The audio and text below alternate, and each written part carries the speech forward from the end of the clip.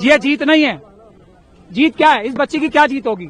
इस बच्ची को दर दर की ठोकरें खानी पड़ रही हैं। इतने छोटे छोटे 2 बच्चे हैं उसके, उसको कल मार दिया जाएगा, परसों कोई सिक्योरिटी नहीं है। দিল্লি হাইকোর্ট উন্নাও ধর্ষণ মামলায় দোষী সাব্যস্ত এবং যাবজ্জীবন সাজাপ্রাপ্ত প্রাক্তন বিজেপি বিধায়ক কুলদীপ সিং সেঙ্গারের সাজা স্থগিত রেখে তার জামিন মঞ্জুর করে যে রায় দিয়েছিলেন তার উপর স্থগিতাদেশ দিয়েছেন সুপ্রিম কোর্টের প্রধান বিচারপতির নেতৃত্বাধীন বেঞ্চ। প্রথমেই আমি এই স্থগিতাদেশ নিয়ে আপনার মতামত জানতে চাইব। দেখুন, দিল্লি হাইকোর্ট যে যুক্তি এবং কারণ দেখিয়ে একজন যাবজ্জীবন সাজাপ্রাপ্ত অপরাধীকে জামিন দিয়েছিলেন, সেটা সাধারণভাবে আমাদের দেশে যে জামিন দেওয়ার পদ্ধতি তার বিরোধী ছিল, এটা নিয়ে কোনো সন্দেহ নেই। তার থেকে বড় কথা হচ্ছে জনগণের যে ক্ষোভ। আমি বারে বারে কথা বলেছি বিভিন্ন সময়ে যে সাধারণ মানুষের ক্ষোভ, বিক্ষোভ, তাদের চেতনা, তার উপরেও কিন্তু একটা প্রভাব পড়ে বিচারপতিদের মধ্যে। সুপ্রিম কোর্টের বিচারপতিরা যখন বিচার করেছে, নিশ্চয়ই আইনের বিষয় ছিল, কোনো সন্দেহ নেই, কিন্তু পাশাপাশি তাদের মানসিকতায়, মননে কিন্তু এই সামাজিক ক্রোধটাও কাজ করেছে বলেই আমার মনে হয়, এবং সেটা করা উচিত। এইরকম একজন অপরাধী রাজনৈতিক আশ্রয় নিয়ে খুন ধর্ষণ করে উল্লসিত হবে। এবং আরো নির্লজ্জ হচ্ছে, আমি দেখলাম কিছু মহিলা তারা বিজেপির সমর্থক বা শ্রীরামজি জয় ধ্বনি দিচ্ছেন, পাশাপাশি বলছেন যে এই কুলাঙ্গারের যে জামিন, সেই জামিনটা ঠিক, এবং তার জামিনের বিরোধিতা যারা করছেন তারা অন্যায় করছেন।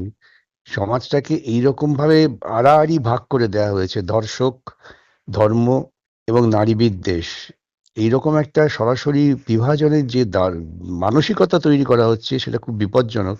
তার বিরুদ্ধে সুপ্রিম কোর্টের আদেশটা অন্ততপক্ষে সামাজিকভাবে সুস্থ চিন্তার মানুষদের একটু স্বস্তি দেবে বলে মনে হয়। বিশেষভাবে যে টেকনিক্যালিটিজ এর ওপর নির্ভর করে দিল্লি হাইকোর্ট এই রায় দিয়েছিলেন, তার যাবজ্জীবন সাজা স্থগিত রেখে, সেটা হচ্ছে পাবলিক সার্ভেন্ট বলা যাবে কিনা বিধায়ককে। পক্সো আইনের যে ধারা এবং তখন যে ভারতীয় দণ্ডবিধির যে ধারা অনুযায়ী তাকে দোষী সাব্যস্ত করা হয় কুলদীপ সিং সেঙ্গারকে, তাতে পাবলিক সার্ভেন্টের মধ্যে বিধায়ক পড়ছেন না। এটা নিয়ে সুপ্রিম কোর্ট স্থগিতাদেশ দেবার সময় প্রশ্ন তুলেছেন যে এই বিষয়টাকে বিবেচনায় রাখতে হবে যে পাবলিক সার্ভেন্ট কাদের বলবো। কি মনে হয়, আপনার কি মনে হয়? দেখুন, এমএলএ, এমপি বা যে কোনো নির্বাচিত প্রতিনিধি, আমার মতে, আমি অন্য একটি মানুষ সওয়ালও করেছিলাম কলকাতায় করে, তারা সকলেই পাবলিক সার্ভেন্ট আওতাভুক্ত হবেন। তা না হলে পরে আমাদের যে প্রজাতন্ত্রে নির্বাচিত প্রতিনিধিদের যে গুরুত্ব এবং ভূমিকা, সেটা খাটো হয়ে যায়। এই জন্যে যে যুক্তি দিল্লি হাইকোর্ট দিয়েছেন, অত্যন্ত বিনয়ের সঙ্গে বলতে হয়, তারা একেবারে বাস্তব বোধ বিবর্জিত চিন্তা করেছেন। আর তাছাড়া যদি ধরেও নি, তো সেটা তো চূড়ান্ত মামলার সময় শুনানিতে ঠিক হবে যে তিনি পাবলিক সার্ভেন্ট কি সার্ভেন্ট নন। সেটা তো মূল বিষয় নয়। মূল হচ্ছে যেভাবে তিনি তার ক্ষমতা, যদি পাবলিক সার্ভেন্ট নাও হয়ে থাকেন, একজন রাজনৈতিক নেতা, প্রভাবশালী ব্যক্তি, যেভাবে তিনি ধর্ষণ করেছেন মেয়েটির বাবাকে, যেভাবে কাস্টাডিয়াল ডেথ করা হয়েছে, তারা তো চেয়েছিলেন একটা আতঙ্ক তৈরি করে। শুধু তাই নয়, সুপ্রিম কোর্টের সামগ্রিক বিষয়টা বিবেচনা করে স্থগিতাদেশ দিয়েছেন। তাছাড়া যাবজ্জীবন কারাদণ্ডের ক্ষেত্রে এরকম না, এখানে তো বলেছিলেন দিল্লি হাইকোর্ট যে তিনি ইতোমধ্যেই 7 বছর পার করে দিয়েছেন, সুতরাং তার যা সর্বোচ্চ সাজা হবার ছিল, যে ধারা অনুযায়ী এই বিচারের রায় হওয়া উচিত ছিল, তাতে তার সাজা খাটা হয়ে গেছে। এইরকম তাহলে একটা, দিল্লি হাইকোর্ট সরাসরি তাকে মুক্ত করে দিলেন না কেন? যেহেতু পেন্ডিং আছে তার এই তাহলে দোষী সাব্যস্ত হওয়ার বিরুদ্ধে যে তারা আবেদন, যে যুক্তি দিচ্ছেন দিল্লি হাইকোর্ট, সেই যুক্তি তো প্রকৃতপক্ষে চূড়ান্ত যুক্তি, তাকে খালাস করে দেওয়ার পক্ষে, তো সেটা খারিজ করে দিলেন না কেন? সুতরাং মুক্তি তিনি পাননি জেল থেকে, কারণ এই মেয়েটির উন্নাওয়ের যিনি নির্যাতিতা, তার বাবার যে কাস্টোডিয়াল ডেথ হয়েছিল, সেই মামলায় কুলদীপ সিং সেঙ্গারের 10 বছরের সাজা হয়েছে। কিন্তু অদ্ভুত শর্ত ছিল দিল্লি হাইকোর্টের, যে 5 কিলোমিটারের মধ্যে যেখানে ভিকটিম রয়েছেন, তার 5 কিলোমিটারের মধ্যে কুলদীপ সিং সেঙ্গার যেতে পারবেন না। 5 কিলোমিটারের মধ্যে না গিয়েও যে কত কি করানো যায় তার প্রমাণ হচ্ছে এই নির্যাতিতা গাড়িতে এমন একটা দুর্ঘটনা হয় যাতে তাই তো। তার আইনজীবী মারা যান, তার 2 আত্মীয়া মারা যান, এবং মেয়েটিও খুবই মিরাকল যে তিনি প্রাণে বেঁচে বেঁচে গেছেন, গিয়েছিলেন। বেঁচে হ্যাঁ। গেছে। কিছু দুঃখের কথা বলতে হয় যে ভারতবর্ষে আমরা সাম্প্রতিককালে দেখছি বিচারপতি নিয়োগের ক্ষেত্রেও কেন্দ্রীয় সরকার বিগত 14 বছর ধরে তাদের রাজনৈতিক মতাদর্শ যদি আরএসএস পন্থী হয়, দক্ষিণপন্থী হয়, তাদের কাছে খানিকটা প্রেফারেন্স দেওয়া হচ্ছে। প্রচুর ঘটনা আছে। নিঃসন্দেহে তারা হয়তো যোগ্য, তাদের যোগ্যতা বিচারপতি হওয়ার জন্য কোনো বাধা আছে বলে মনে করি না, কিন্তু পাশাপাশি তার সামাজিক দৃষ্টিভঙ্গিও দেখতে হবে তো, সব দিক খতিয়ে দেখতে হয়। হ্যাঁ, আমি কিন্তু যদি আমার ব্যবস্থাটাকে টিকিয়ে রাখতে চাই তাহলে আমাকে কিন্তু বিচারপতি নিয়োগের ক্ষেত্রে শুধুমাত্র তার আইনি দক্ষতা নয়, তার সামাজিক দৃষ্টিভঙ্গিটা বিচার্য বিষয় হওয়া উচিত বলে আমি মনে করি। কিন্তু কোন দল করছেন সেটা বিচার্য বিষয় হওয়া উচিত না, সামগ্রিকভাবে তার সামাজিক দৃষ্টিভঙ্গি। না, আরো কিছু প্রশ্ন থাকে, যেমন এই মেয়েটির পরিবারের যে নিরাপত্তা দেবার যে বিষয়টা ছিল, সেই নিরাপত্তা তুলে নেওয়া হয় এবং সেখানে উত্তরপ্রদেশ সরকারের আবেদন ছিল, সেটা মঞ্জুর করে তার কারণ তার হচ্ছে যে পরিবারের নিরাপত্তা তুলে নেওয়া হয় এবং এই মেয়েটির স্বামী কিছুদিন আগে আক্রান্ত হন, গুরুতর জখম হন সেই ঘটনায়।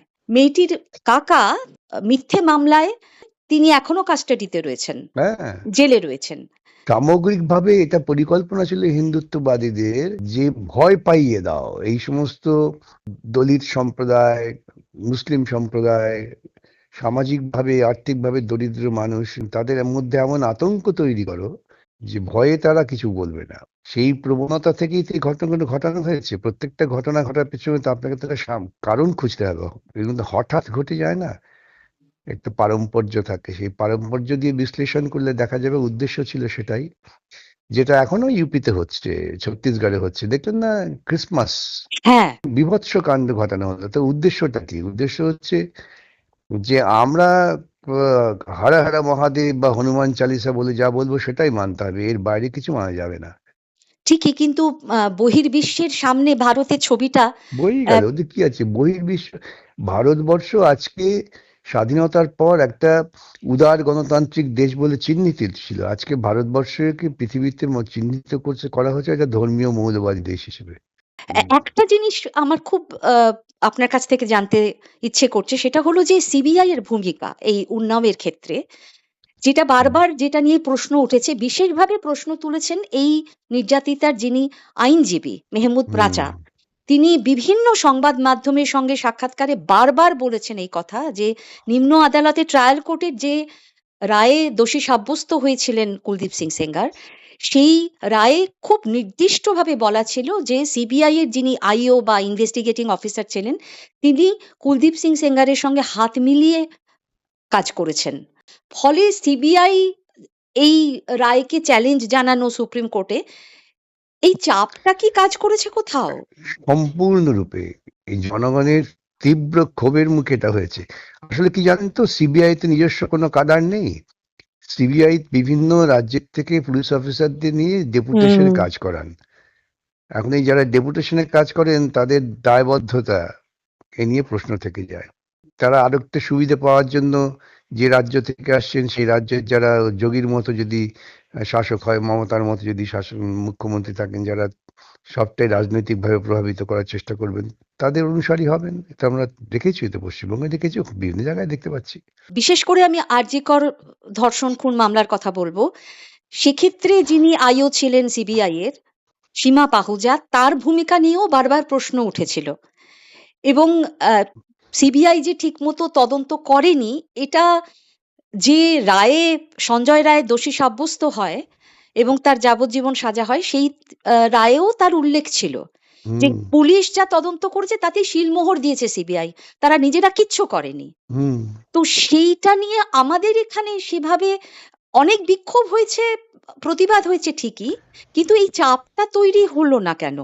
দুর্ভাগ্য তো যে তদন্তকারী সংস্থারা তারা নিয়ন্ত্রিত হন প্রাইম মিনিস্টার্স অফিস থেকে।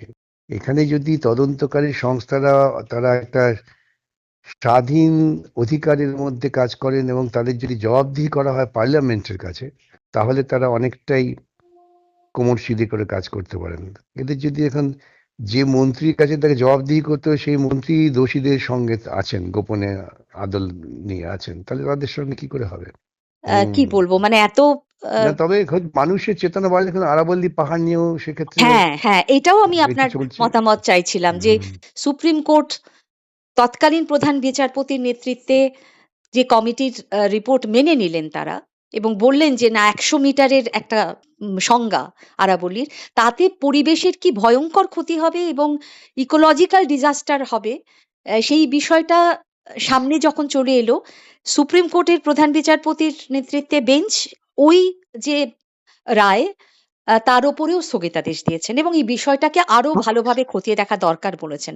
এক্ষেত্রেও প্রতিবাদ একটা বড় ভূমিকা নিয়েছিল। বিরাট ভূমিকা। আমি বহুদিন আগে পোস্ট করেছিলাম যে কৃষকদের এই যে প্রবল বিক্ষোভ, যারা মাটির কাছাকাছি আছে তারা কিন্তু প্রকৃতি পরিবেশটা খুব ভালো বোঝে, এটা তথাকথিত ডিগ্রিধারীরা বোঝে না। সুতরাং আমি প্রকৃতি পরিবেশ নিয়ে কথা বলবো, সেই অঞ্চলের মানুষ, পরিবেশবিদ যারা এইসব নিয়ে কাজ করছেন, গ্রামের কৃষক, মৎস্যজীবী যারা এইসব নিয়ে দৈনন্দিন ঘাটাঘাটি করছেন, তাদের চিন্তা নেবো না, তাদের মতামত নেবো না, জোর করে চাপিয়ে দেবো, এগুলো একটা অবৈজ্ঞানিক চিন্তা। ঠিকই। আর আরাবল্লী পাহাড়ে খনন এটা নিয়ে তো দীর্ঘদিন ধরেই তার বিরুদ্ধে মামলা হয়েছে, একাধিক রায় রয়েছে, তারপরেও কি করে এইরকম একটা হয় কেন হচ্ছে, ভারতবর্ষের শাসকরা এখন ক্রোনি ক্যাপিটালিস্টদের দ্বারা নিয়ন্ত্রিত। ক্রোনি ক্যাপিটালিস্টদের পকেট ভর্তি হলে তারা মনে করছেন যে অর্থনীতি শক্তিশালী হলো, আর যে দেশের অধিকাংশ মানুষ তাদের খাদ্য সংকটে আছে। এই যে একটা অদ্ভুত ভারসাম্যহীনতা রাজনৈতিক ক্ষমতাশালী লোকেদের, সেটা তো তাদের পরিপূর্ণ করতে হবে। তাই তো প্রত্যেকটা আমাদের পরিকাঠামো, যে পরিকাঠামো জনসাধারণের পয়সায় তৈরি হলো, সেই পরিকাঠামো আমরা দিয়ে দিলাম একদম ব্যক্তি মালিকের হাতে। আগামী দিনে সেই ব্যক্তি মালিকই তো আমাদের নিয়ন্ত্রণ করবে। অনেকেই অত্যন্ত উদ্বিগ্ন হয়ে উঠেছিলেন যে এর পরে আরাবল্লীর চেহারাটা কি দাঁড়াবে এবং তার সঙ্গে জুড়ে আছে যে রাজ্যগুলোর তার ভবিষ্যৎ। ধ্বংস হয়ে যাবে। দেখুন, এই চার ধামের নাম করে যেসব কাণ্ড হচ্ছে, সে তো আমরা উত্তরাখণ্ডে দেখতে তাদের পাচ্ছি কি তার বিপর্যয় দেখা পরিণাম। যাচ্ছে, তো সেই বিপর্যয়টা তো ভয়ঙ্কর, সেগুলো বুঝতে হবে তো। যাই হোক, সুপ্রিম কোর্টের এই ভূমিকাতে অনেকেই খুব স্বস্তি বোধ করছেন, আমরাও খুব স্বস্তি বোধ করছি। আমি আবারও বলি, সুপ্রিম কোর্টের ভূমিকা পাল্টে যাবে যে জনগণের আন্দোলনটা তীব্রতা কমে যায়। ঠিক।